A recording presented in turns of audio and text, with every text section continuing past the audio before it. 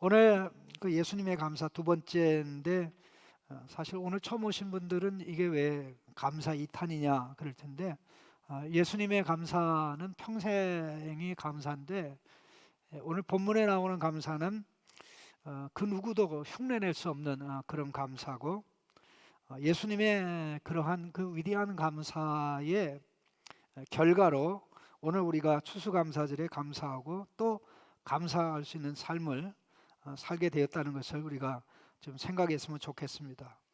특별히 그 4절 말씀을 우리 한번 같이 읽어봤으면 좋겠습니다. 11장 4절 나사로가 이제 죽어간다는 소식을 이제 그 동생 둘이 여동생 둘이 사람을 보내서 예수님께 소식을 전할 때 예수님이 하신 말씀입니다. 4절 같이 읽습니다.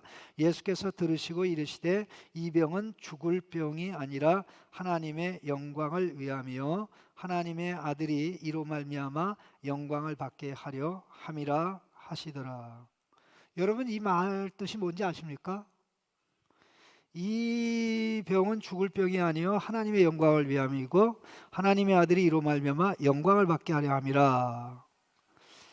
이게 죽지 않을 것이라는 뜻인지 죽지만 예수님께서 이 죽음을 이용해서 하나님의 영광을 드러내어 예수님도 영광을 받기를 원하는 예수님이 기획한 연출하고 기획한 사건이라는 것이죠. 어떤 것을 기획하고 연출했을 때는 그 특징이 있습니다. 그건 뭐냐면 전부 다 이 인위적으로 만들어낸 그거는 픽션입니다. 픽션, 난픽션이 아니에요. 근데 이 예수님이 짠 이 나사로의 죽음을 통한 하나님의 영광을 나타내는 것은 이거는 픽션이 아니라 난픽션입니다. 사실 일어나는 사건을 그대로 활용해서 놀라운 이 구원의 드라마를 연출을 하는데 사실 예수님이 이 말을 듣고는 제자들과 함께 계시던 곳에서 이틀을 더 계셨습니다. 6절에 나사로가 병들었담을 들으시고 그 계시던 곳에 이틀을 더 유하시고 그래서 마침내 예수님이 이제 다시 이 베다니로 돌아올 때 이게 베다니가 사실 두 베다니가 있는데 이건 예루살렘에서 가까운 곳에 있는 베다니가 있고 그 다음에 요단강 건너편의 베다니인데 사실 지금 현재 베다니는 예루살렘에서 가까운 감람산에서 이제 동편 지역이 베다니 마을입니다. 그래서 지금 현재 예수님이 계신 곳은 요단강 건너 베다니인데 이 두 베다니에서 일어난 일입니다. 두 베다니에서 일어난 일인데 이 양쪽의 거리는 하루 거리입니다. 하루 가는데 하루 오는데 하루 이렇게 그랬는데 보세요. 예수님이 오셨을 때 이미 나사로가 죽어서 무덤에 있은지 나흘이 되었습니다. 17절입니다. 예수께서 와서 보시니 나사로가 무덤에 있은지 이미 나흘이라. 그럼 한번 날짜 한번 계산을 해보죠. 이 심부름 온 사람이 예수님에게로 왔다가 예수님의 메시지를 가지고 갔을 때 이게 이틀이죠. 여기에 예수님이 이틀을 더 유하시죠. 맞죠? 그리고 예수님이 거기서 이쪽 베다니로 오는데 하루가 걸리죠. 그러면 토탈 5일이죠. 맞죠? 수학 계산 좀 해봐. 에? 이걸 수학 계산하듯 금방 알아요. 그런데 죽은 지 나흘이 됐다는 게 그러면 무슨 얘기입니까?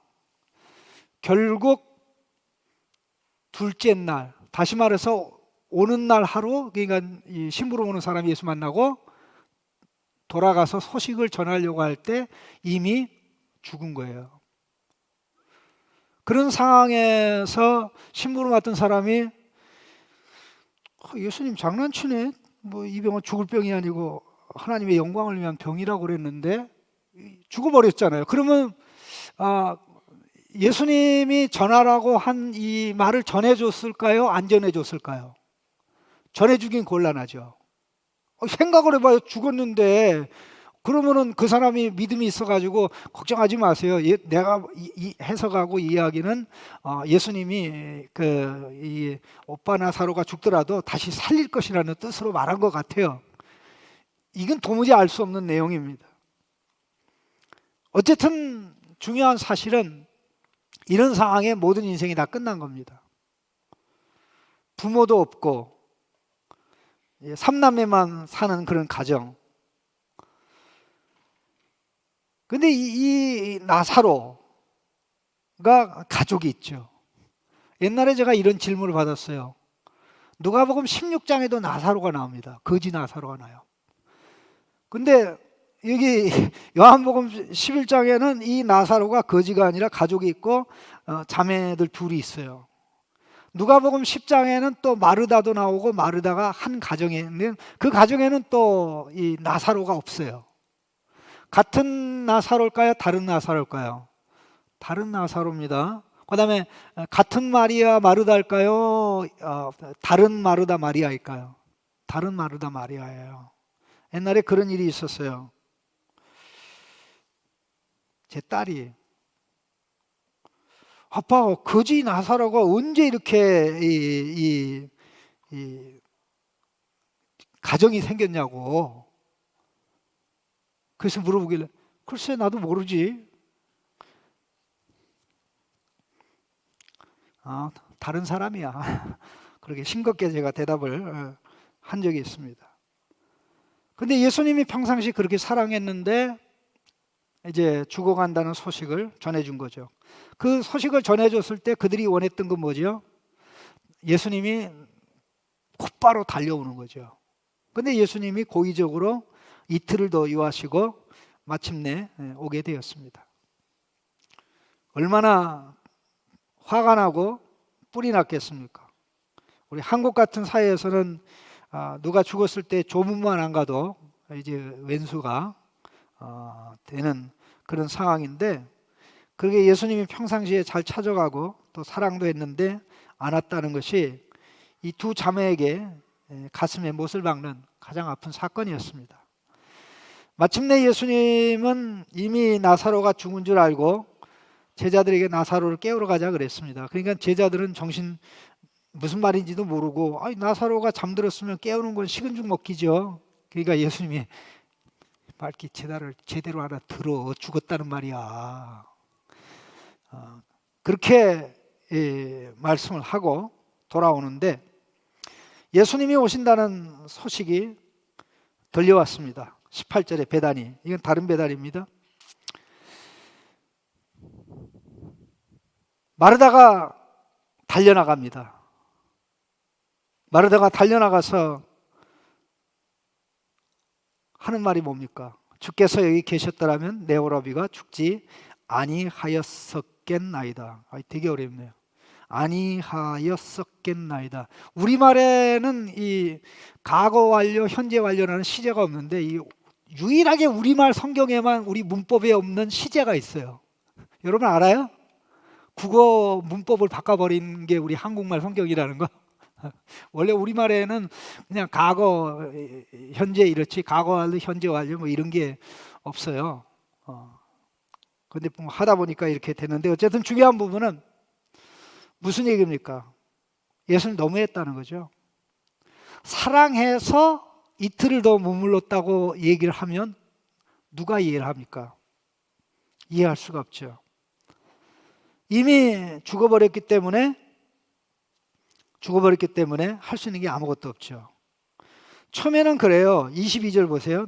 나는 이제라도 주께서 무엇이든지 하나님께 구하시는 것을 우리가 하나님이 주실 줄 압니다. 그런 말을 하니까 예수님이 그래 좋아. 내 오라비가 다시 살 거야. 이렇게 얘기하니까 마르다가 뭐라고 얘기해요? 마지막 날엔 다시 살겠죠. 지금은 아니에요.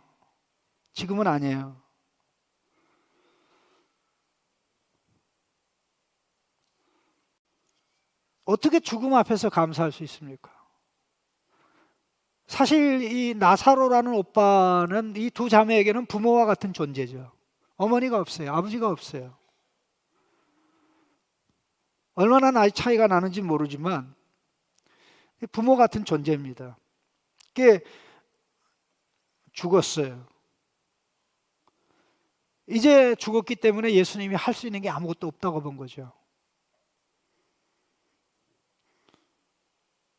그 마르다는 다시 집으로 들어가서 마리아를 부릅니다. 급히 들어가서 예수님은 지금 마을 밖에 있습니다. 마르다 예수님이 오라 그렇게 얘기를 해서 이제 마리아가 그 말을 듣고 급히 달려갑니다.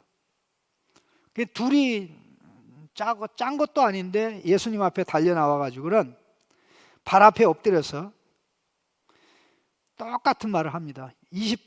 32절 보시죠. 32절입니다.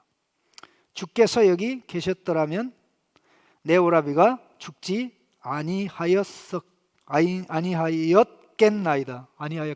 되게 어렵다. 아니하였겠나이다. 이 말을 다시 바꾸면 뭐예요? 여기 없어서 죽었다. 여기 있으면 안 죽었을 텐데 이제는 아무것도 할 수 없네요. 왜 왔어요라는 제가 지금 기억하고 있는 평생 가고 싶지 않은 식당이 하나 있습니다. 우리 집에 왜 왔니? 식당 이름이 우리 집에 왜 왔니예요. 그래서 그 식당에 가면 여기 우리 집에 왜 왔니라고 물어볼까 봐 내가 못 가겠어요. 그 집에 전화해요. 여기 우리 집에 왜 왔니 식당입니다. 그렇게 전화 받겠죠. 그리고 우리 집에 전화 왜 했니 그렇게 제가 웃으며 얘기하지만 예수님 너무했다. 오시는 것이 무슨 의미가 있습니까? 예수님이 지금 아무도 모르는 난픽션 드라마 각본을 가지고 오신 거잖아요. 그 난픽션 드라마 각본의 핵심은 대구원의 역사입니다. 아담의 타락으로 시작해서 인류 전체를 덮치고 있는 죄와 사망의 문제를 해결하는 이것을 나사로의 죽음 사건을 통해서 어떻게 보여주고 드러내어 예수님이 인간을 죄와 사망에서 건져 의와 생명에 이르게 하는지를 보여주는 그야말로 위대한 드라마 사건이거든요. 이게 예수님이 십자가에 돌아가시기는 그 마지막 주간에 있었던 거예요. 마지막 주간의 초에 6월절이 바로 시작되기 직전에 일이 있었던 겁니다.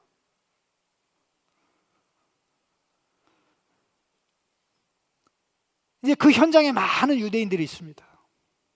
관계가 좋았던 것 같아요. 다들 많은 유대인이 와서 위로하고 권면하는 거 보니까 근데 내가 부모도 없는데 얼마나 더 아플까 하고 또 적이 얼마나 많았겠어요.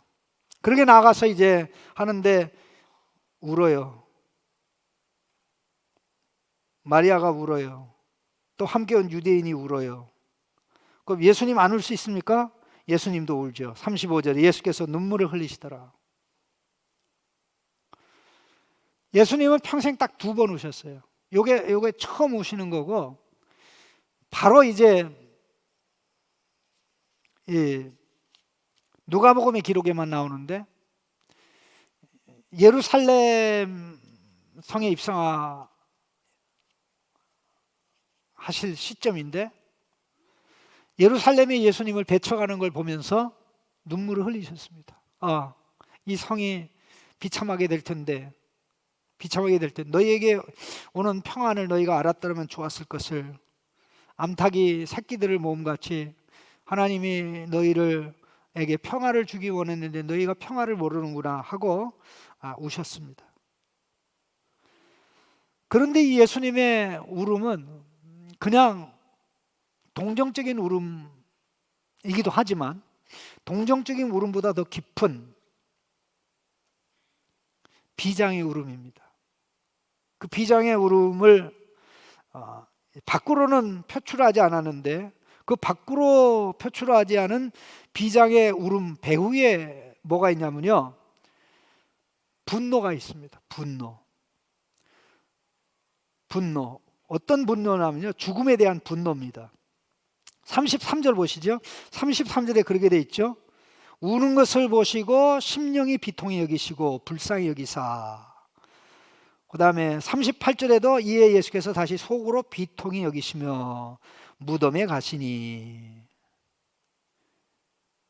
이 내적인 이 분노, 이 죽음에 대한 거룩한 분노입니다.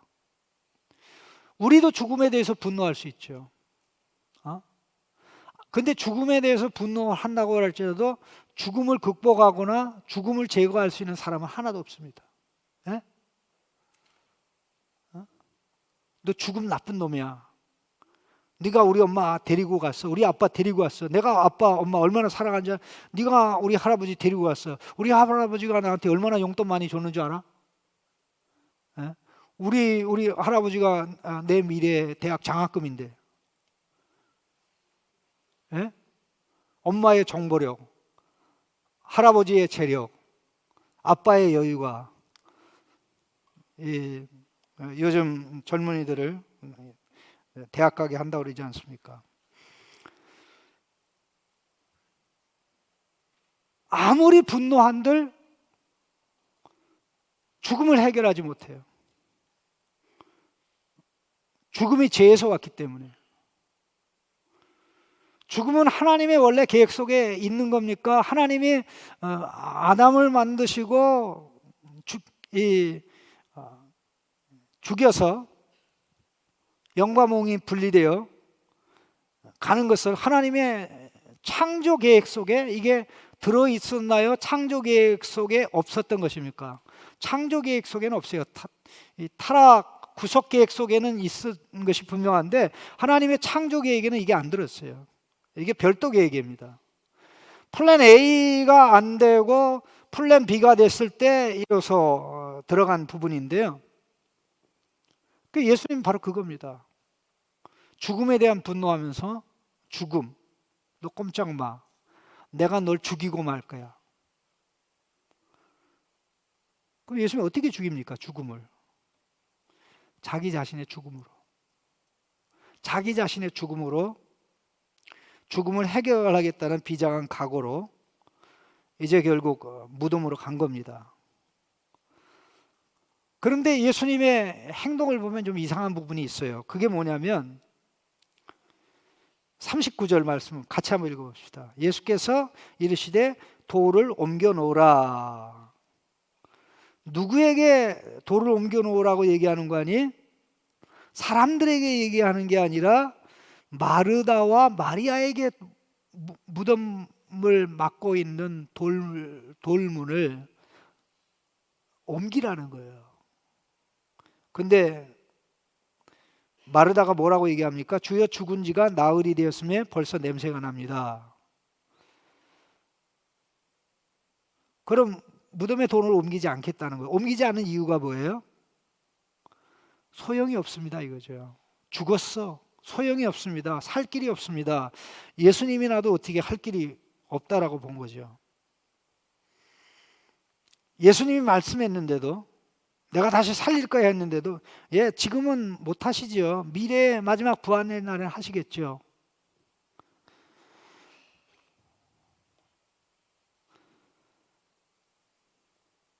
예수님이 강압합니다. 믿으면 하나님의 영광을 본다고 하지 않았느냐? 믿으면 하나님의 영광을 본다고 하지 않았느냐? 그냥 잠만 말고 옮겨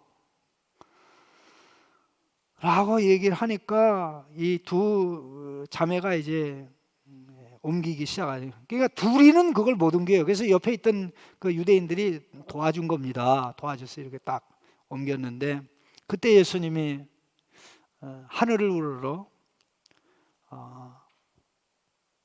보시면서 하나님께 감사기도한 것입니다. 여러분 이 광경이 어떤 광경인지 아세요? 눈을 들어 하늘을 우러보는 것은 예수님이 떡 5개와 물고기 2마리를 들고 눈 뜨고 하늘을 쳐다보며 감사했을 때하고 그 장면이에요. 그 장면이에요. 예수님의 오병이어의 기적은 요한복음의 기록이 6장에 나오는데, 이것은 예수님이 유월절 기간에 하나님 백성의 희생양이 되어 백성들을 죄와 사망에서 건질 것을 예고하는 사건이었거든요. 그때 거기에 사용된 이 감사합니다라는 단어가 뭐 다른 부분에도 마찬가지인데, 유카리스테오라는 단어인데, 유카리스테오, 은혜를 좋게 말하다, 그런 뜻입니다. 은혜, 카리스가 은혜인데 은혜를 좋게 말하다. 감사하는 게 하나님이 베풀어 주신 은혜를 좋게 말하는 게 감사하는 것입니다. 은혜를 은혜로 인정하고 하나님께 고백하는 것이 감사인 것이죠. 그럼 예수님이 이 상황은 어떤 상황이에요? 지금 냄새가 고약하게 퍼지는 상황에 감사합니다. 이제 여러분 가만히 생각해 보세요. 예수님이 감사할 때 가만히 감사한 게 아니라 자기가 죄값을 치르고 죄의 대가로 죽임을 친히 당할 분이시기 때문에 무덤 앞에서 이런 감사를 한 겁니다. 그런데 희생은 당하지 않고 죄값은 치르지 않고, 하나님, 내가 이 땅에 아버지가 보내서 왔고 내가 지금까지 아버지가 하라는 일을 하고 아버지가 하라는 말씀을 그대로 다 했고 내가 항상 아버지를 기쁘게 했는데 아버지가 지금 이 나사로를 살려주지 않으면 내가 지금 곤란합니다. 이게 많은 사람들이 둘러싸고 있는데 어떡합니까? 내가 이틀을 더 있는 바람에 이게 사고가 발생했는데, 하나님, 원하지 않더라도 나는 이 나사로를 살려내야 하니까, 하나님, 내가 이렇게 큰 소리로 감사하니까 하나님 사고 수습해 주세요. 그 아들이 그렇게 기도하니까 하나님이 아들이 창피당하는 거 원하지 않잖아요. 그러니까 마지못해서 예수님을 죽은 자에서 살려내는, 그게 아니에요. 이런 감사를 하는 것 자체가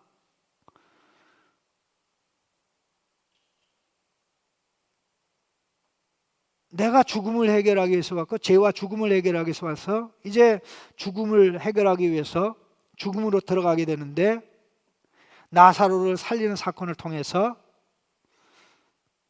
하나님이 내게 맡긴 백성의 죄와 사망의 문제를 내가 해결하는 것을 알게 하시고 그것을 믿을 수 있도록 하나님 역사해 주세요 하는 그런 비장의 각오와 확신이 작용한 겁니다. 그러니까 예수님 자신이 무덤 속으로 들어가는 이게 아니면 나사로는 무덤에서 나올 수가 없는 겁니다. 나사로는. 그러면 예수님의 감사가 위대한 게 뭐냐면요, 자기를 기꺼이 양들의 생명을 위해서 자기의 목숨을 내놓기 때문에, 내놓는 것을 전제하고 하나님께 감사한 것입니다. 하나님, 나 많은 사람을 행복하기 위해서 고생길 가게 됨을 인하여 감사합니다라고 하는 게 쉬워요? 내가 고생 안 하고 이런 걸 누리게 돼서 감사합니다, 이게 더 쉽습니까? 누군가는 살기 위해서 누군가는 죽어야 되는데 그 죽어야 되는 자가 나임을 인해서 하나님 감사합니다 라고 이야기하기는 어렵습니다. 그런데 예수님의 감사는 내가 이렇게 죽을 수 있게 돼서, 또 죽을 수 있는 자격이 있고 죽을 수 있는 준비를 해야 하는데 하나님 이것을 이 현장에서 보여주십시오. 그래서 나사로를 부르니까, 또 나사로의 무덤 앞에서 나사로를 부르니까 거기는 사실 공동묘지거든요. 공동묘지고요. 근데 만일의 경우 예수님이 죽은 자들아 나오느라 그러면 어떻게 됩니까? 죽은 자들이 다 나올 수 있잖아요. 예? 그러면 개나 소나 다 살아나는 거죠. 그거 안 되는 거예요. 양은 목자의 음성을 알아듣는다고 그랬잖아요. 그 나사로는 양이잖아요. 사랑하는. 또 예수님의 친구고. 그래서 나사로를 부르니까 다른 나사로가 아닌 예수님이 사랑하는 그 나사로가 살아나오는데, 우리 44절 한번 보십시다. 44절입니다. 죽은 자가 수족을 배로 동인 채로 나오는데 그 얼굴은 수건에 쌓였더라. 예수께서 이르시되 풀어놓아 다니게 하라.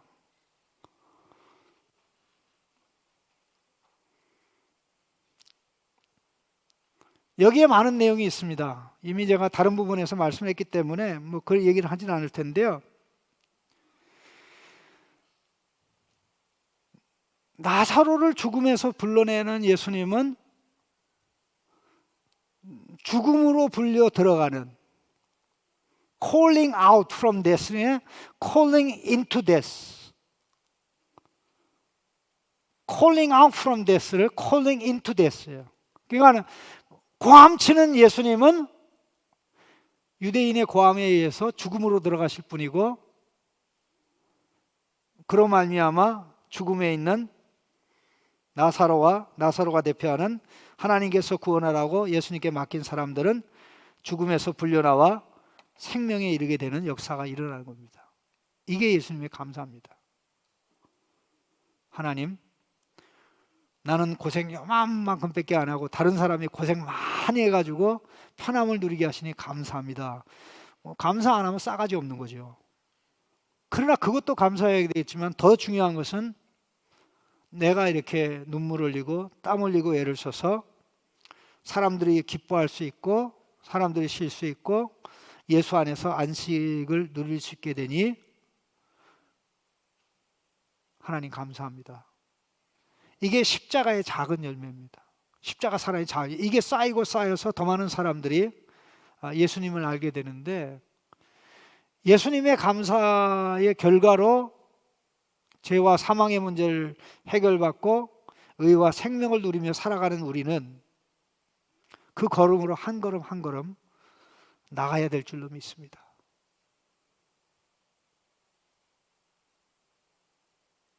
내게 좋은 일이 일어나서가 아니라 사람들에게 가장 좋은 일, 구원이라는 좋은 일을 위해서 내가 땀도 흘리고 수고도 하고 심지어는 내 것을 내려놔야 되는 그런 상황이 발생했을 때, 여러분 그런 얘기 들었잖아요. 이제 비행기가 이제 조금 있으면 추락을 하는데, 이제 비행기에서 이제 이게 뭐예요?